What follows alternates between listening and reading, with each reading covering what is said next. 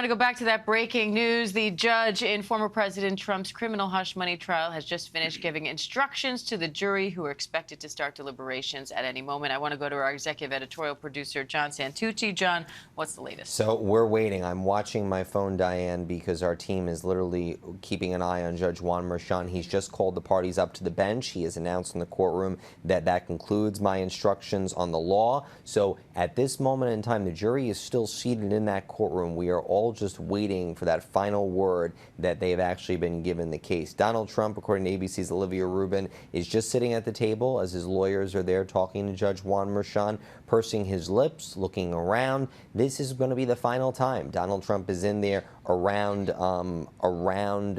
these jurors, around this judge. And the judge also said that, look, once they do reach a verdict, it'll be the foreperson for the jury that will read the verdict. And then once it is read, Judge Juan Merchan will poll the jury to make sure that each of them agrees unanimously, if they have come to a unanimous verdict, that they are all in agreement on whatever they find the count to be. Now, jury instructions are part of any jury trial, but the instructions themselves can differ depending on the case, depending on the judge, depending on lots of details. So what do you make of the instructions given in this case? Anything stick out to you? You know, I think a little bit about that, you know, the way that he obviously had to cite certain people that were brought up in the case. I think, you know, we know Michael Cohen is obviously the star witness of these proceedings, but to say that, listen, you can't just go based off of the testimony of Michael Cohen, because take aside obviously what was in the courtroom, we know in the build-up to this case would not have happened unless Michael Cohen had spoken to federal prosecutors years ago, and it was federal prosecutors